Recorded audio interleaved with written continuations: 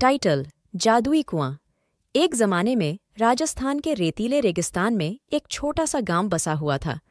गांव के बीचों बीच एक नीले रंग का कुआं था, जिसे नीला कुआं कहा जाता था। यह कोई साधारण कुआं नहीं था, बल्कि जादुई था। नीला कुआं सूर्योदय के समय जागता था। उसका पानी चमकता था, मानो हजारों हीरे उसमें डूबे हों। कहा जाता था कि इस कुएं का पानी किसी भी बीमारी का इलाज कर सकता है। गांव में रहने वाली लीला नाम की एक छोटी सी लड़की थी। लीला बहुत दयालु थी और हमेशा बीमार लोगों की मदद करती थी। एक दिन गांव के मुखिया की बेटी अंजलि अचानक बीमार पड़ गई। कोई भी दवा काम नहीं कर रही थी। लीला को नीला कुआं याद आया। उसने मुखिया को सुझाव दिया कि वे सुबह होने पर कुएं से जल लें। सुबह होते ही लीला और मुखिया नीला कुएं के पास पहुंचे। सूर्य की पहली किरण कुएं के पानी पर पड़ी और वह चमक उठा। लीला ने ध्यान से एक मिट्टी का घड़ा भरा और मुखिया को दे दिया। उन्होंने अंजलि को पानी पिलाया। कुछ ही घंटों में अंजलि बिल्कुल ठीक हो गई। ये खबर पूरे गांव में फैल गई।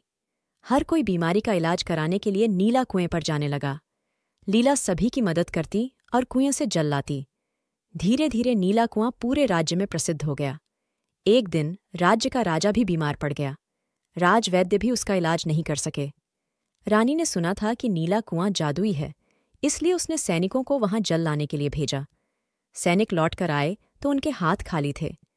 उन्होंने रानी को बताया कि लीला के अलावा कोई भी कुएं से जल नहीं ले सकता। रानी ने लीला को महल बुलाया। महल में रानी ने लीला से अपने पति के लिए जल लाने का अनुरोध किया। लीला राजा के लिए जल लेने के लिए सहर्ष तैयार हो गई। लेकिन महल पहुंचने पर उसने देखा कि सैनिक कुएं के पास पहरे लगाए हुए हैं। लीला जानती थी कि जब तक वह पूरी श्रद्धा से जल नहीं लेती, तब तक इसका कोई फायदा नहीं होगा। लीला ने सैनिकों से विनम्रतापूर्वक अनुरोध किया कि वे उसे कुछ देर के लिए अकेला छोड़ दें। सैनिक सहमत हो गए।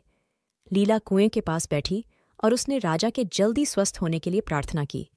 फिर उसने ध्यान से घड़ा भरा। राजमहल लौटकर लीला ने रानी को जल दिया। रानी ने राजा को पानी पिलाया।